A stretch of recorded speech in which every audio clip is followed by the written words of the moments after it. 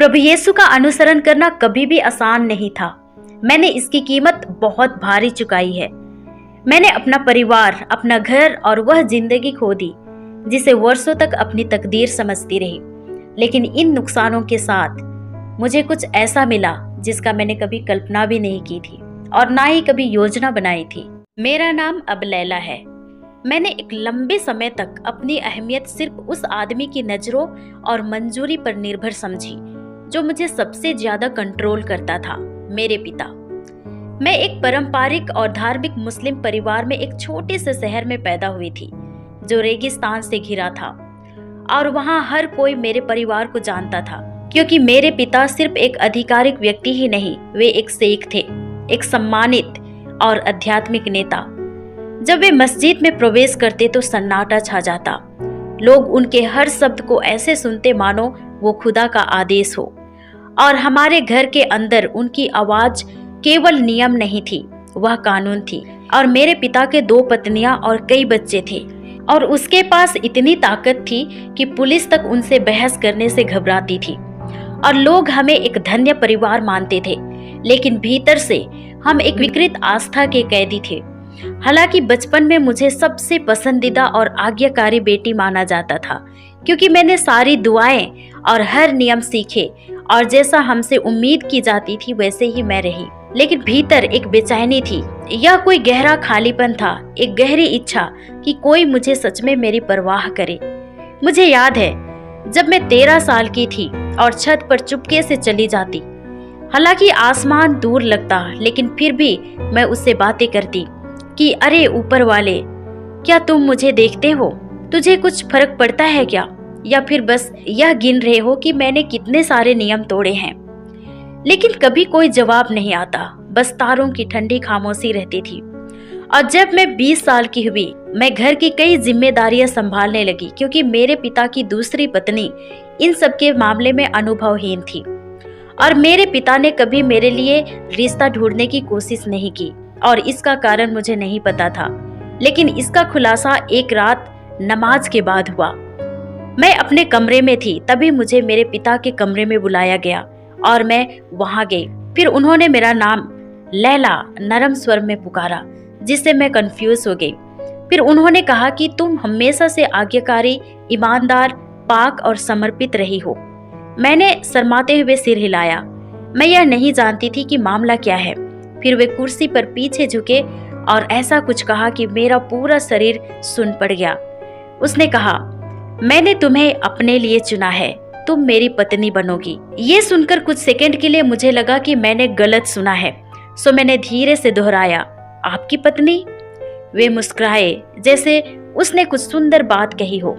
फिर उन्होंने मुझे समझाया कि पैगंबर को खास अनुमतियां थी, और इसके बाद बतौर शेख होने के कारण उन्हें भी वही अधिकार मिले हैं। यह अल्लाह के सामने हलाल है। उन्होंने कहा, तुम इस शहर की बाकी सभी औरतों से ज्यादा इज्जत में रहोगी। ये बातें सुनकर मेरी टांगें कांपने लगी, लेकिन उन्होंने कुरान खोला और अधीनता, इज्जत और किसी खुदा के बंदे के पास रहने के फजीलत की आयतें पढ़ने लगे।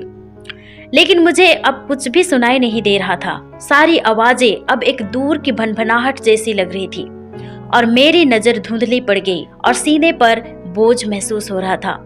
मैं चीखना चाहती थी कि आप मेरे पिता हैं, लेकिन एक मुसलमान के रूप में मैं यह तय नहीं कर पा रही थी कि क्या यह सच में खुदा की मर्जी है या कोई निर्मम गलत प्रस्तावना। और इस तरह उस रात मेरी दुनिया बिखर गई। उस रात मेरे भीतर सब कुछ टूट गया, क्योंकि वह आदमी जिससे मैं हमेशा डरी और जिसकी आज्ञा मानी, वह अब सिर्फ मेरा पिता ही नहीं रहा, बल्कि खुदा के नाम का इस्तेमाल करके अपने जुल्म को जायज ठहराने के लिए अब वो मेरा शरीर भी अपने कब्जे में लेना चाहता था। लेकिन उस बंद दुनिया में कोई भी उसकी बात पर सवाल उठाने की हिम्मत नहीं करता था, क्योंकि सबके लिए वह एक पाक आदमी था। मगर मेरे लिए अब उसने अपना असली रूप दिखा दिया था, वह अत्याचारी जिससे मुझे भागना था। और मेरी माँ मेरी मदद नहीं कर सकती थी, जो उसकी पहली बीवी थी, और वे भी उससे उतना ही डरती थी जितना मैं। उन्होंने शुरू से ही सीख लिया था कि चुप रहना किसी भी कोशिश से ज्यादा सुरक्षित है। उनके रिश्ते में मैंने कभी प्यार नहीं देखा, बस आज्ञाकारीपन और दूरी थी। मेरे भाई भी कुछ नहीं कर सकते थे क्योंकि उन्हें भी उसी सख्त और डरावने वसूलन के साथ पाला गया था। हमारे यहाँ शेख का हर लफ्ज पाक और अल्लाह का ही हुक्म जैसा समझा जाता और पिता की बात को ना मानना खुद अल्लाह का इनकार माना जाता था। सो उस रात जब मैं मेरे पिता के कमरे से बाहर निकली, मेरे पैर खुद ब खुद चलते रहे, लेकिन मेरी रूह वहीं टूटी पड़ी रही और मैं एक शब्द भी नहीं बोली। और 2 हफ्ते बाद जब मेरे पिताजी ने सबके सामने ऐलान किया कि मैं उनकी बीवी बनने जा रही हूँ, तो अगले 14 दिन ऐसे बीते जैसे कोई बुरा सपना जिसे जागा नहीं जा सकता। बाहर से मैं वही खाना बनाती, झाड़ू लगाती, घर का काम करती रही, लेकिन भीतर हर हरकत पर एक खामोशी थी। और इन दिनों के दौरान कोई सगाई नहीं हुई, कोई जश्न नहीं, बस उसकी आवाज, अधिकार की आवाज जो बार बार दोहराती रही कि यह तय हो चुका है। और एक रात नमाज के बाद उसने मुझे अपने कमरे में बुलाया। उस वक्त मेरे मन में अब भी एक उम्मीद बची थी कि शायद उसने अपना इरादा बदल लिया हो, शायद यह सब कोई इम्तिहान हो। लेकिन जैसे ही मैं कमरे में दाखिल हुई, समझ गई कि अब लौटना नामुमकिन है। कमरा एकदम सलीके से जमा हुआ था, चादरें तनी हुई, तकिए कतार से, मेज पर 2 कप चाय भाप छोड़ रहे थे, साथ में खजूर, मानो कोई रस्म निभाई जा रही हो। और मेरे पिता ने सफेद साफ कपड़े पहन रखे थे और उनकी नजरों में एक अजीब सी गहराई थी जो कि एक पिता की नजर नहीं थी। और जब उन्होंने बैठने का इशारा किया, मुझे ऐसे लगा मानो मेरे पांव जमीन से चिपक गए हों। लेकिन लैला, उन्होंने अपनी जिंदगी की सबसे गहरी, सबसे काबू आवाज में कहा, आज से हम पति पत्नी की तरह रहेंगे। ये सुनते ही डर ने मुझे अपने काबू में ले लिया। उस वक्त मैं बोलना चाहती थी, चीखना चाहती थी, भाग जाना चाहती थी और कहना चाहती थी कि यह गलत है, आप मेरे पिता हैं। लेकिन आवाज नहीं निकली, बस यह निकला, प्लीज अब्बा, अब्बा प्लीज। लेकिन इसके बाद मुझे आखिरी चोट लगी। उन्होंने ठंडे स्वर में कहा, अब मुझे अब्बा मत बुलाना, आज से मैं तुम्हारा पति हूँ। यह वाक्य सुनते ही मैं बिखर गई और मैं अंदर ही अंदर खुदा से रहम की भीख मांग रही थी। और इसके बाद आई वह धमकी जिसे एक सिख के लिबास में पेश किया गया। उसने कहा कि अगर तुमने इसका विरोध किया तो इसका मतलब तुमने अल्लाह का विरोध किया, और जो औरत अपने पति की नहीं मानती उस पर सुबह तक फरिश्तों की लानत बरसती रहती है। और उसी पल मुझे भयावह एहसास हुआ, यह सिर्फ एक पिता का ही पाप नहीं था, यह पूरे मजहब का था जिसने जुर्म को सही ठहराने की कोशिश की थी। और जिस इस्लाम ने मुझे अल्लाह से डरना सिखाया, वह अब बेड़ियों की तरह इस्तेमाल हो रहा था। सो मेरी जेल दीवारों की नहीं, बल्कि बिगाड़ी गई आयतों और परंपराओं की थी, जो नाजायज चीज को जायज साबित करने के लिए घुमा दी गई थी। यह सिर्फ अपराध नहीं था, यह पवित्रता का अपमान भी था। और मैं उस हर चीज के बीच एकदम खाली महसूस कर रही थी। मगर मुझे अब तक पता नहीं था कि उस अंधेरी रात में भी परमेश्वर मेरे लिए भाग निकलने का रास्ता बना रहे थे। उस दिन मेरे पिता ने जल्दी नौकरों को विदा कर दिया और मेरी सौतेली माँ को हुक्म दिया कि किसी भी सूरत में उसके कमरे के पास ना आए। और इस तरह मेरे और दुनिया के बीच आखिरी दरवाजा बंद हो गया। मैं जानती थी कि अब मैं उस मर्द की मर्जी की कैदी बन गई हूँ जो अल्लाह के नाम से इस पाप को जायज ठहराने की कोशिश कर रहा था। और मैं उस रात जो भी हुआ उसकी विस्तार से चर्चा नहीं करूंगी, क्योंकि इसमें मेरी कोई भी गलती नहीं थी। लेकिन हाँ, इसके बाद मेरा ईमान वह अब राख हो चुका था। बचपन से ही मुझे सिखाया गया था कि इस्लाम इज्जत का मजहब है, खासकर औरतों के लिए, कि अगर मैंने अल्लाह की मान ली तो वह मेरी हिफाजत करेगा। लेकिन उस सुबह उस शख्स के बगल में लेटी हुई जो मेरा रक्षक होना था, जालिम निकला। और इसके बाद मैंने खुद से सवाल पूछने लगी कि अगर यह अल्लाह की मर्जी है तो क्या वह वाकई में भला है। मैं अंदर ही अंदर घुट रही थी, लेकिन कोई मदद करने वाला नहीं था। इसके विरोध में बोलने की किसी में हिम्मत नहीं थी, क्योंकि मेरे पिता के आवाज को चुप कराना मतलब खुदा के शब्दों को चुप कराने के जैसे था। सो उस दिन के बाद घर के अंदर कानाफूसी शुरू हो गई। मैंने औरतों को कहते सुना कि उसे खास इज्जत मिली है, वो चुनी गई है, जरूर खुदा ने उसे बाकी सबसे तरजीह दी होगी। लेकिन ये बातें सुनकर मैं चिल्लाना चाहती थी, अपनी रूह की गहराइयों से चीखना चाहती थी कि यह कोई इज्जत नहीं है। लेकिन मैं ऐसा कुछ भी नहीं कर पाई, क्योंकि जिस दुनिया में मैं जी रही थी वहां चुप रहना सिर्फ एक जज्बा नहीं बल्कि जिंदा रहने के लिए जरूरी था। और चुप रहना ही मेरी वह ढाल थी जिसने मुझे पूरी तरह खत्म होने से बचाए रखा। रात को मैं आंखें खुली रखकर छत को घूरती रहती, अपने चारों तरफ कंबलों को अदृश्य जंजीरों सा महसूस करती। बिस्तर का हर तह लोहे की तरह भारी लगता और मैं दुआ करती थी। मैं दिन में 5 बार, कभी कभी उससे भी ज्यादा दुआ करती थी। उन दिनों मैं जोर जोर से और बेताबी से दुआ करती थी, क्योंकि मैं उम्मीद करती थी कि शायद मेरी दुआ खुदा का दिल बदल दे। मैं रोज रोती थी और दुआ करती थी, पर वो शब्द छत से टकरा कर लौट आते, यह याद दिलाते हुए कि कुछ भी नहीं बदला है।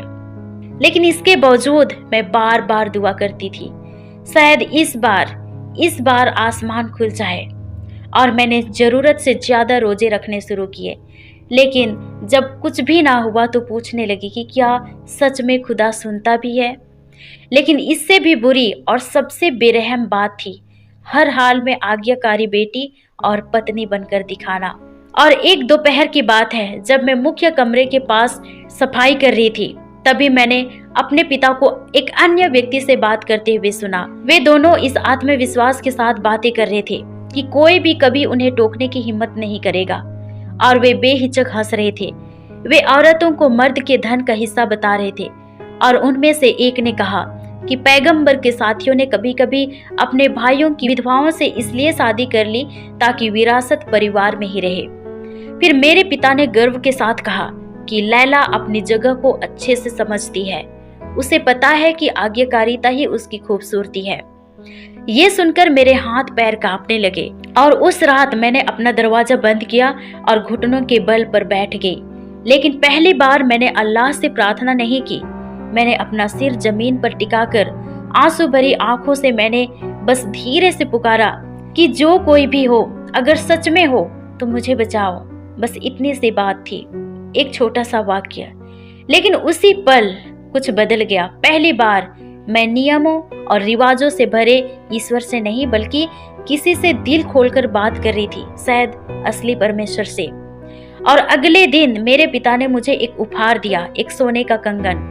उन्होंने कहा यह मेरी आज्ञाकारिता का इनाम है, जैसे कोई पुरस्कार हो।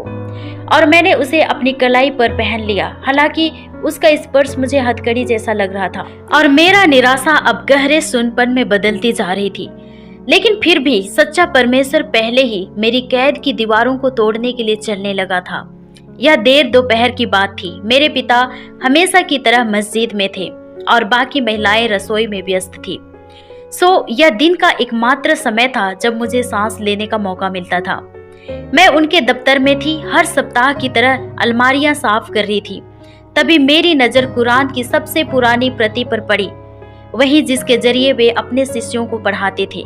मैंने वह किताब खोली, वह अपरिचित हिस्सा, और वहां सब कुछ का रहस्य छुपा था। हे नबी, हम तुम्हें अनुमति देते हैं कि जो महिलाएं स्वयं तुम्हें अर्पित करें, जिन्हें तुम्हारा दाहिना हाथ प्राप्त करे, तुम उन्हें अपनी पत्नी बना सकते हो। मैंने उसे फिर से पढ़ा, धीरे धीरे, लगभग डर के साथ। हर शब्द पुराने घाव को खोलने वाला खंजर जैसा था, क्योंकि यह सिर्फ मेरे पिता द्वारा बनाया गया नियम नहीं था, यह तो जैसे खुदा की मोहर थी, हर उस चीज को सही ठहराने के लिए जो मुझे तोड़ रही थी। और मैंने किताब को मुश्किल से बंद किया, जैसे हर पन्ना अब दोगुना भारी हो गया हो। पहले मेरा पूरा विश्वास इसी सोच पर टिका था कि इस्लाम औरतों की हिफाजत के लिए है और जुल्म सिर्फ मर्द करते हैं, मजहब नहीं।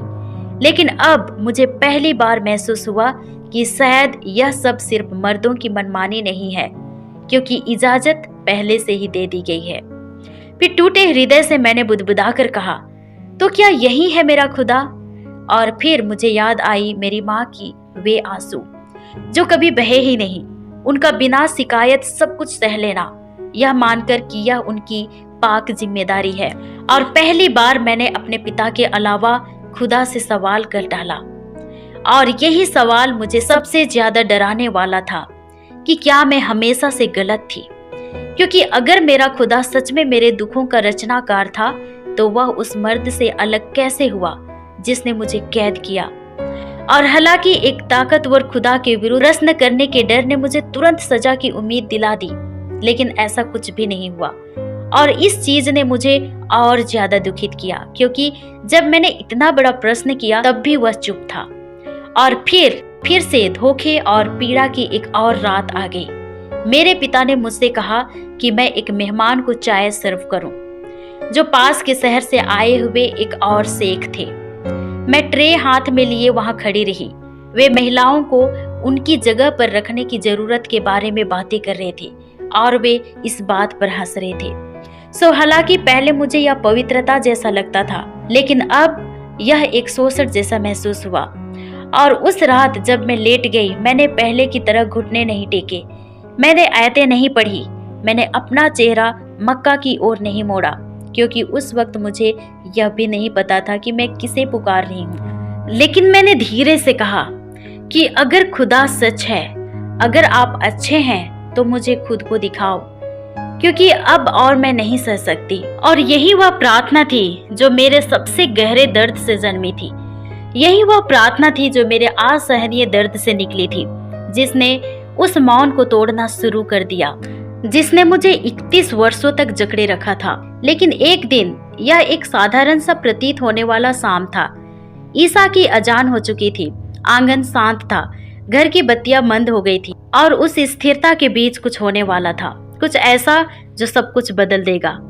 मैं कमरे में अकेली थी और मेरी नजर उस कंगन पर पड़ी जो मेरे पिता ने कुछ दिन पहले मुझे दिया था, जो सम्मान, आज्ञाकारिता और पुरस्कार का प्रतीक था।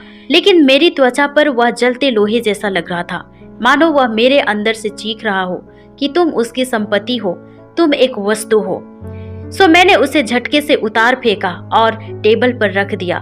और तभी मैंने कांपती आवाज में प्रार्थना करने लगी कि अगर तुम हो, अगर तुम सच में हो, अगर तुम मुझे देख रहे हो तो कृपया आओ। और कब मैं बेहोश हो गई पता ही नहीं चला। और अचानक मैं एक विशाल असीमित रेगिस्तान में थी।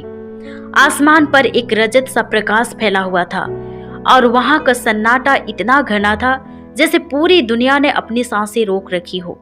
और मैंने नीचे देखा, मेरे पैर नंगे थे, मेरी अबाया फटी हुई और गंदी थी, जो मेरे शरीर के चारों ओर चिथड़ों की तरह लहरा रही थी। और मैं छोटी, कमजोर और मानो हर गरिमा से वंचित महसूस कर रही थी। लेकिन तभी मैंने उसे देखा। मैंने देखा कि दूर से एक व्यक्ति मेरी ओर बढ़ रहा है। वह सफेद वस्त्र में था, लेकिन साधारण सफेद नहीं, वह उज्जवल प्रकाश जैसा था, मानो स्वयं रोशनी ने उसका वस्त्र बुना हो। और उसके चारों ओर की चमक सूरज से नहीं आ रही थी, बल्कि उसी से निकल रही थी। उसका हर कदम शांत, स्थिर और उद्देश्य से भरा हुआ था। और हालांकि मेरा दिल तेजी से धड़क रहा था, लेकिन उसमें कुछ ऐसा था जिसने मुझे सुरक्षित महसूस कराया, जैसे उसकी उपस्थिति ही कह रही हो कि अब तुम सुरक्षित हो। और आखिरकार जब वह पास आ गया तो तुरंत उसने कुछ भी नहीं कहा, उसने बस मेरी आंखों में देखा। उसने मुझे संपत्ति की तरह नहीं, बल्कि उसने उस 13 वर्षीय लड़की को देखा जो छत पर बैठकर तारों को निहारा करती थी, और उस 31 वर्षीय औरत को भी जिसने अब किसी चीज में विश्वास करना छोड़ दिया था। उसने मेरा हर वो आंसू देखा जिन्हें मैंने कभी बहाया ही नहीं, हर वो गुहार जिसे मैंने दबा दिया, हर वो शब्द जो मैं कहने की हिम्मत नहीं कर पाई। और फिर उसने बोला। उसकी आवाज धीमी थी, लेकिन उसमें ऐसा अधिकार था मानो खुद सत्य ही बोल रहा हो। तुम संपत्ति नहीं हो, तुम मेरी हो। वे शब्द मेरे भीतर बिजली की तरह गूंज उठे और मेरी आत्मा ने जान लिया कि यही सत्य है। और मैं घुटनों के बल गिर पड़ी। मैं उसे पूछने की कोशिश कर रही थी कि वह कौन है, लेकिन मेरे शब्द टूट रहे थे। प्रभु, आप कौन हैं? वह मुस्कुराया। उसकी मुस्कान प्रेम से भरी थी, एक शुद्ध प्रेम, ऐसा प्रेम जो कभी कुछ भी नहीं मांगता और ना ही चोट पहुंचाता है। और फिर उसने कहा, मैं वही हूँ जिसने तुम्हें हमेशा देखा है। ये शब्द मुझे तोड़ गए, क्योंकि उस पल तक किसी ने मुझे सच में कभी नहीं देखा था। और फिर उसने अपना हाथ मेरी ओर बढ़ाया। जब मैंने उसे थामा तो मैंने केवल गर्माहट नहीं, मैंने जीवन महसूस किया, सच्चा जीवन, और एक लहर मेरे पूरे अस्तित्व में दौड़ गई। हालांकि यह दर्द गया नहीं था, लेकिन पहली बार मुझे उसमें अकेलापन महसूस नहीं हुआ और उसी क्षण मैं जाग गई। मैं अपने कमरे में लौट आई और मैंने देखा कि अभी भी मेरा चेहरा आंसुओं से भीगा हुआ था और मेरा दिल कुछ अलग तरह से धड़क रहा था। वहां कुछ नया था, जैसे मेरे विश्वास के मलबे के बीच कोई बीज बो दिया गया हो। और दर्द का बोझ अब भी था, लेकिन उसके नीचे कुछ सहारा देने वाला था, एक नींव जहां पहले सिर्फ रेत हुआ करती थी। और अगली सुबह जब घर खाली था, मैं अपनी सौतेली माँ की अलमारी खोली जिसमें एक पुराना मोबाइल था। कांपते हाथों से मैंने इंटरनेट खोला और टाइप किया, एक मुस्लिम महिला के सपने में सफेद कपड़े पहने हुए आदमी। और इसके बाद मैंने जो पाया उसकी मैंने कभी उम्मीद भी नहीं की थी। मेरे सामने सैकड़ों कहानियां आई, कई गवाहियां उन मुसलमान भाई और बहनों के जिन्होंने सफेद वस्त्रों में एक व्यक्ति को अपने सपनों में देखा था और वे सब एक ही नाम कहते थे, प्रभु यीशु। और मेरा हृदय तेजी से धड़कने लगा, क्योंकि मैं ईसा को जानती थी, कुरान के ईसा को। मुझे हमेशा सिखाया गया था कि वे मात्र एक नबी हैं, लेकिन इन कहानियों में कुछ ऐसा था जिसने मेरे भीतर गहरी आशा जगा दी। और उसी रात मैं लेटी रही, मेरा हृदय धड़कता रहा और पहली बार मैंने हिम्मत की। पहली बार मैंने उसका नाम धीमी आवाज में लिया, यीशु। हालांकि यह शब्द मेरे होठों पर अजनबी सा लगा, लेकिन मेरे हृदय में नहीं। और मैंने कहा, यदि आप प्रभु हैं, यदि आप सत्य हैं, तो कृपया वापस आइए। मैं आपको जानना चाहती हूँ। और मुझे नहीं पता था कि आगे क्या होगा। मुझे नहीं पता था कि कोई मुझे सुन भी रहा है या नहीं, लेकिन मेरे हृदय की गहराई में मुझे एहसास हुआ कि अब मैं अकेली नहीं हूँ और किसी ने मेरे सबसे अंधेरे क्षण में मेरा हाथ थाम लिया है, जो कह रहा है कि तुम अब मेरी हो। और इसके बाद मैं इस अनुभव को लेकर बहुत सावधान थी। मैं श्योर थी कि इसके बारे में किसी को कभी भी पता नहीं चलेगा। जब भी मैं अपनी सौतेली माँ का पुराना मोबाइल यूज करती, मैं दरवाजे बंद करती थी और चौकन्ना रहती थी। लेकिन उस दोपहर मैं पूरी तरह से एक वीडियो में डूबी हुई थी और मुझे दरवाजा खुलने की आवाज तक नहीं आई। और जब मैंने नजर उठाई तो मेरा छोटा भाई पहले से ही कमरे में था। उसकी नजर सीधे मेरे हाथों में पकड़े हुए फोन पर थी और मैं घबरा गई। हालांकि मैंने स्क्रीन लॉक करने और उसे छुपाने की कोशिश की, लेकिन अब बहुत देर हो चुकी थी। तुम क्या देख रही हो? उसने गुस्से से पूछा। मैंने कहा, बस ये एक कहानी है। लेकिन वह सीधे मेरे पास आया, मेरा फोन छीन लिया और कुछ बटन दबाकर वही वीडियो जो मैं देख रही थी उसे दोबारा चलाने लगा। और मेरे भाई का चेहरा कठोर हो गया। उसने चीखते हुए कहा, तुम ईसाइयों के झूठे वीडियोस देख रही हो। और इससे पहले कि मैं कुछ बोल पाती, वह गुस्से में पिताजी को बुलाने चला गया और घर का माहौल एक जंग का मैदान बन गया। मेरे पिता कमरे में तूफान की तरह घुसे और उनकी आंखें अंगारों की तरह जल रही थी। ये क्या अपवित्रता है? उन्होंने गरजते हुए पूछा। कुछ नहीं है बाबा, मैंने जवाब दिया। लेकिन मैं अपनी बात पूरी भी नहीं कर पाई थी कि उसने जोर से मुझे थप्पड़ मारा और मैं जमीन पर गिर पड़ी और मेरे मुंह से खून आने लगा। और तुरंत मेरे भाई ने पिता के आदेश पर दरवाजा बाहर से बंद कर दिया। फिर मेरे पिता ने स्थानीय इमाम और मेरे 2 चाचाओं को भी बुलाया और 1 घंटे के भीतर 3 आदमी मेरे कमरे में थे, मेरे पिता, मेरे बड़े चाचा और इमाम। इमाम मेरे सामने बैठ गए। उनका चेहरा गंभीर था। उसने कहा, लैला, हमें पता चला है कि तुम ईसाइयों की बातें सुन रही हो। और मैंने अपना सिर हिलाया, लेकिन मेरे पिता गुस्से से हाँफ रहे थे। और इमाम ने धीमी आवाज में कुरान की आयतें पढ़ने शुरू कर दी।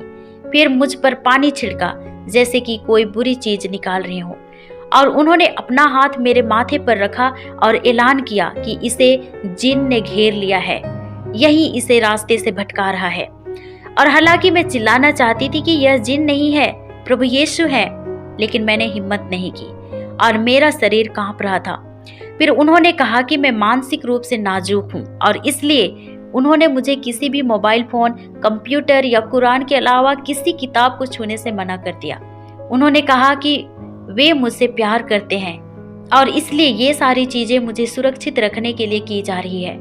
लेकिन मेरा मानना है कि जो प्यार दरवाजे और खिड़कियां बंद कर देता है, वह कभी भी प्यार नहीं हो सकता। और अगले कुछ दिनों तक मैं अपनी कमरे में कैद रही। खिड़कियां जाम हो चुकी थी, दरवाजे पर ताला लगा होता था और खाना फर्श पर चुपचाप दे दिया जाता था।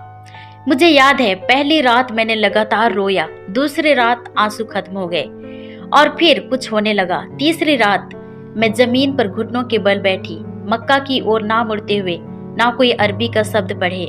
मैंने बस अपनी आंखें बंद की और धीरे से कहा, यीशु, मैं तुम्हारे बारे में कुछ भी नहीं जानती, पर मैं इतना जानती हूँ कि तुमने मेरे दुखों को देखा है। मैं जानती हूँ कि तुमने मुझे अपना कहा है। कृपया आप मुझे अकेला मत छोड़िए। और इसके बाद हालांकि मुझे कोई आवाज सुनाई नहीं दी, ना कोई रोशनी चमकी, लेकिन जो डर हमेशा मुझे घेरे रहता था वह थोड़ा कम हो गया। जो शर्म मुझे लपेटे रहती थी वह थोड़ी पीछे हट गई और पहली बार उस बंद कमरे में मैंने एक मौजूदगी को महसूस किया। सो भले ही मेरे पिता को लगा कि दरवाजे पर ताला लगाने से मैं यीशु का पीछा नहीं कर पाऊंगी, पर वे नहीं समझे कि उस कैद में मैं पहले से ही किसी और की थी और उस नए मालिक को मुझे कैद करने की जरूरत नहीं थी और उसने मुझे दीवारों के बीच भी आजाद कर दिया। और एक दिन मेरा शरीर खाने की कमी के कारण कमजोर हो चुका था, लेकिन मेरी आत्मा पहले से कहीं ज्यादा जिंदा थी और मुझे पता था कि अगर मौका मिला तो चाहे कुछ भी खोना पड़े, मैं प्रभु यीशु को ही चुनूंगी। और जिस मौके की मैं बात कर रही हूँ वह मौका बहुत ही जल्दी मेरे पास आया। उसके अगले ही दिन जब सूरज उगने वाला था, मुझे खिड़की पर खटखटाहट सुनाई दी और मैं धीरे धीरे खिड़की के पास गई और मुझे एक आवाज सुनाई देती है, लैला, मैं आयशा हूँ। यह नाम मेरे लिए परिचित था। वह मेरी पड़ोसी थी जो वर्षों से मुझसे दयालु रही थी और उस पल जब सिर्फ मेरा नाम दरवाजे की दूसरी ओर से धीरे से पुकारा गया, तब मुझे महसूस हुआ कि कुछ बदलने वाला है। हालांकि मुझे आयशा की जिंदगी के बारे में बहुत कम पता था। वह हमेशा चेहरा ढकी हुई रहती थी और हमने कभी 2-4 शब्दों से अधिक बातें नहीं की थी। लेकिन उस समय जब उसने बंद दरवाजे के पीछे से इतने नरम स्वर में मुझे पुकारा तो सब कुछ बदल गया। मैंने धीरे से पूछा कि तुम्हें कैसे मालूम कि मैं यहाँ हूँ? और उसने निडर आवाज में उत्तर दिया, मैंने चीखें सुनी और मैं जानती हूँ कि लोग तुम्हारे बारे में क्या सोच रहे हैं। और कोमलता से उसने कहा कि लैला, मैं एक ईसाई हूँ और मैं तुम्हें यहाँ से बाहर निकलने में मदद कर सकती हूँ। ये सुनकर मेरी सांस अटक सी गई, क्योंकि मेरी पूरी जिंदगी में किसी ने भी साहसिक शब्दों में यह नहीं कहा था कि मैं एक ईसाई हूँ। फिर कांपती आवाज में मैंने पूछा कि अगर तुम्हें पकड़ लिया जाए तो? मुझे खतरे का पता है, उसने कहा, लेकिन तुमने प्रार्थना की थी, है ना? परमेश्वर की मदद मांगी थी, है ना? और अब उस प्रार्थना का उत्तर यही है और मैं बस उसका एक हिस्सा हूँ। उसी रात जब घर शांत हो गया और सन्नाटे में डूब गया, आयशा फिर से लौट आई और उसने दरवाजे के पीछे एक पतली तार सरका दी। यह ताले के लिए है, उसने जल्दी से कहा, और मैं पूरी तरह से कांप रही थी, लेकिन फिर भी इसकी मदद से दरवाजा खोला और बाहर निकल गई। और जाते समय अपने साथ मैंने कुछ भी नहीं लिया। और जब हम आयशा के घर पहुंचे, उसने मुझे पानी, ताजी रोटी और एक साधारण कंबल दिया।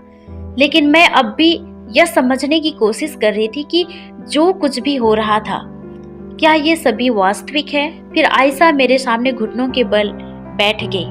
उसकी आंखें गंभीर लेकिन कोमलता से भरी हुई थी। लैला, उसने कहा, सबसे पहले मुझे तुमसे यह पूछना है, क्या तुम सचमुच प्रभु यीशु का अनुसरण करना चाहती हो? क्योंकि यह सिर्फ अपने पिता से भागने के बारे में नहीं और ना सिर्फ डर से भागने के बारे में है। सो क्या तुम अपना जीवन प्रभु यीशु को देना चाहती हो, जो वास्तव में तुम्हें बचा सकता है?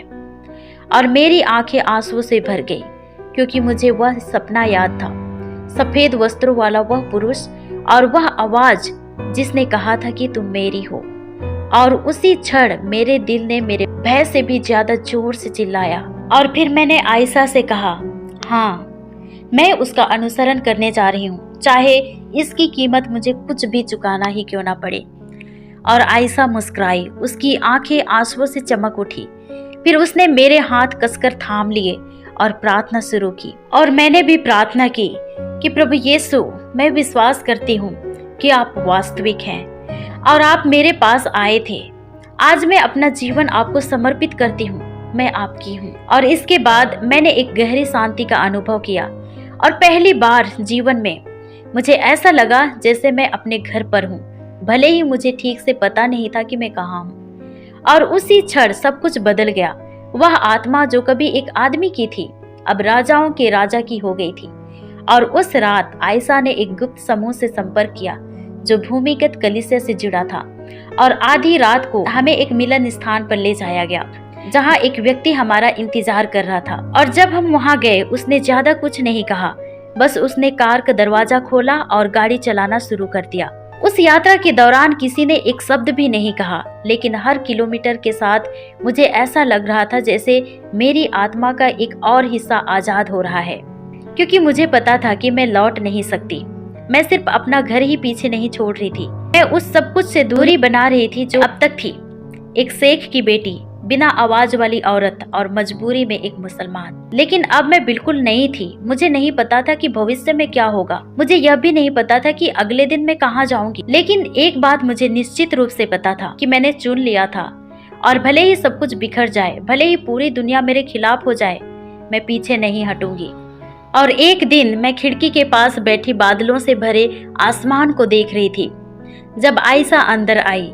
उसके हाथ में एक मोबाइल फोन था और मैं तुरंत समझ गई कि कुछ हो चुका है। लैला, उसने धीमी आवाज में कहा। उसकी आवाज उदासी से भरी थी। उसने कहा, तुम्हें जानना होगा लैला, उन्होंने तुम्हें मृत घोषित कर दिया है। ये सुनकर मेरी आंखें भर आई और मैं याद करने लगी कि कैसे मेरे पिता मुझे परिवार का गर्व और सुंदर बेटी कहते थे और जिसे सब सराहते थे। लेकिन अब मैं कुछ भी नहीं थी, सिर्फ एक शून्य, एक नाम जिसे मिटा दिया गया था। लेकिन उस जमी हुई खामोशी में एक और आवाज मेरे भीतर गूंज रही थी। सफेद वस्त्र वाला व्यक्ति जिसने मुझे अपना करके बुलाया था, वह आवाज जिसने कहा था कि तुम मेरी हो। और अगले दिन आयशा मुझे भूमिगत कलीसिया में लेकर गई जहां से मैं अपनी नई जिंदगी शुरू करने वाली थी। यह वैसा बिल्कुल नहीं था जैसा मैंने कभी सोचा था। वहाँ कोई भव्य इमारतें नहीं थी, बस एक साधारण सा कमरा था जहाँ 12 लोग ही बैठे थे और उनके चेहरों पर ऐसी खुशी झलक रही थी जो मैंने ना तो कभी मस्जिद में देखी थी और ना ही अपने घर पर। जब मैं अंदर गई तो किसी ने मुझे शक या दया की नजरों से नहीं देखा। वे ऐसे मुस्कुरा रहे थे मानो वे लंबे समय से मेरा इंतजार कर रहे थे। और एक महिला ने मुझे कसकर गले लगाया और मेरे कान में कहा, घर में आपका स्वागत है बेटी। और उस छोटे से घेरे में मैंने पास्टर को बपतिस्मा के बारे में बोलते सुना और उसी क्षण मुझे पता चल गया कि यही मैं चाहती थी। और कुछ दिनों बाद उन्होंने एक छोटे से प्लास्टिक के टब को ठंडे पानी से भर दिया। मैं धीरे धीरे उसमें उतरी और पास्टर ने मुझे एक कोमल मुस्कान के साथ देखा और कहा, लैला, क्या तुम इस नए जीवन को चिन्हित करने के लिए एक नया नाम चुनना चाहोगी? मैंने कुछ पल सोचा और उत्तर दिया, मरियम। और वह मुस्कुराते हुए सिर हिलाया। फिर उसने कहा, मरियम, प्रभु यीशु में तुम्हारे विश्वास के द्वारा हम तुम्हें पिता, पुत्र और पवित्र आत्मा के नाम से बपतिस्मा देते हैं। जब मैं पानी में डुबोई गई तो मुझे अपने पिता के कठोर शब्दों का बोझ, शर्म और कैद का बोझ भी पानी के साथ डूबता हुआ महसूस हुआ। परंतु जैसे ही मैं ऊपर आई, एक हल्कापन मुझ पर छा गया और अब मैं लैला नहीं, मरियम थी जो आजाद हो चुकी थी। हालांकि बहुत से लोग सोचते हैं कि आजादी का मतलब है पूरी तरह से उजाले में छलांग लगाना, पूरी तरह से परछाइयों से दूर हो जाना, लेकिन सच यह है कि आजादी हमेशा उस जेल की खुशबू साथ लेकर आती है जिसे तुमने छोड़ा है। बपतिस्मा के बाद भी मैंने बहुत से दुख झेले और कभी कभी मैं उस रात के बारे में सोचती हूँ जब मैं अपने परिवार से भाग गई और कैसे मैंने अपना सब कुछ पीछे छोड़ दिया और अब मेरे पास ना कोई परिवार, ना कोई संपत्ति, ना आने वाले कल की कोई पक्की उम्मीद है, क्योंकि उस पल मुझसे वह सब कुछ छीन गया जो मैं सुरक्षा या अपना पहचान समझती थी। लेकिन फिर भी उस शून्यता में मैंने कुछ पाया जिसे मैंने कभी संभव ही नहीं समझा था। मुझे अपने जीवन में गहरी शांति मिली जो परिस्थितियों या सुरक्षित जगह पर निर्भर नहीं करती। मुझे एक ऐसी खुशी मिली जो जिंदगी के तूफानों के बीच भी खिलती रहती है। मुझे एक ऐसा प्रकाश मिला जो मेरे चारों ओर के अंधेरों के बावजूद चमकता है। मुझे एक आशा मिली जिसे कोई भी, यहाँ तक कि सबसे बुरी परिस्थितियां भी मुझसे छीन नहीं सकती। हालांकि मेरे लिए यीशु का अनुसरण करना कभी भी आसान नहीं था। मैंने इसकी कीमत बहुत भारी चुकाई है। मैंने अपना परिवार, अपना घर और वह जिंदगी खो दी जिसे वर्षों तक अपनी तकदीर समझती रही। लेकिन इन नुकसानों के साथ मुझे कुछ ऐसा मिला जिसका मैंने कभी कल्पना भी नहीं की थी और ना ही योजना बनाई थी। अब मेरे पास एक नया परिवार, भाई और बहन है जो मुझे बिना शर्त के प्यार करते हैं, और मेरा एक स्वर्गीय पिता है जो कभी मुझे छोड़ता नहीं, और उसमें मेरा एक ऐसा भविष्य है जिसे कोई मिटा नहीं सकता।